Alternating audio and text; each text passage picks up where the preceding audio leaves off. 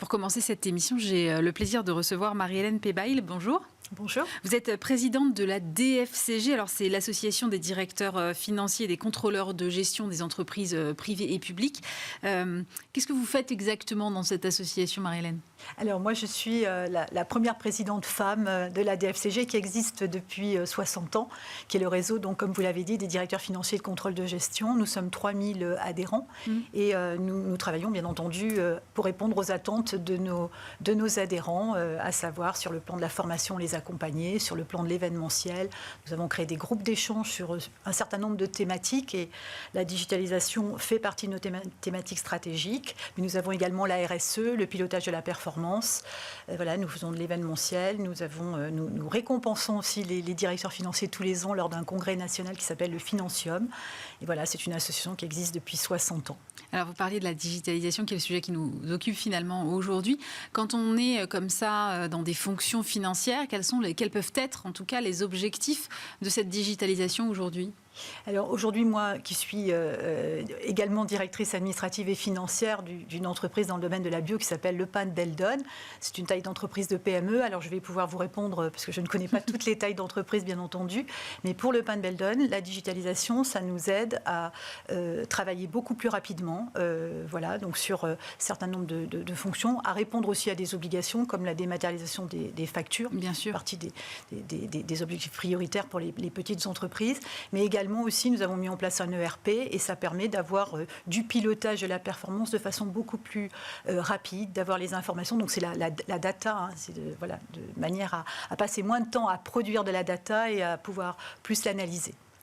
Justement, où est-ce qu'en sont les DAF aujourd'hui sur ces sujets de digitalisation ? J'imagine qu'il y a aussi probablement des différences de taille d'entreprise. Quand on est une plus petite entreprise, peut-être c'est un petit peu plus difficile à mettre en œuvre.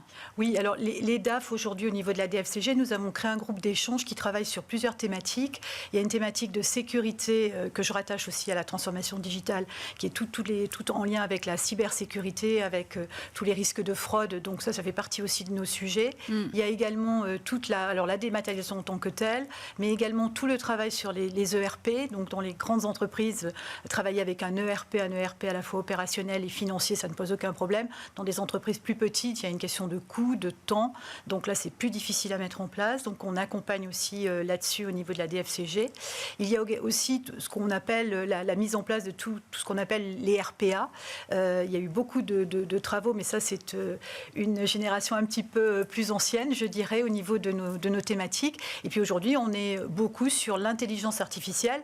Alors c'est vrai que les DAF d'entreprise, moi, ce que je vois, ils ont autour d'une 50aine d'années, on va dire, en moyenne, même s'il y a beaucoup plus jeunes. Donc, ce qui signifie qu'ils ne sont pas tombés dans l'intelligence artificielle et en tout cas que ce n'est pas natif dans leurs études. Donc, je dis, nous avançons un pas après l'autre et voilà. Et il y a toute cette intelligence artificielle qui peut nous aider à la fois dans toutes les thématiques de prospective des DAF ou des contrôleurs de gestion, parce que ça fait partie de nos sujets, mais également qui peut nous accompagner aussi sur tout ce qui est le contrôle interne et notamment avec la capacité à traiter énormément, avoir des périmètres beaucoup plus exhaustifs sur le contrôle interne en termes de données, voilà, et à nous faire gagner du temps, de la réactivité et une meilleure qualité aussi de l'information, de son traitement et de ses restitutions.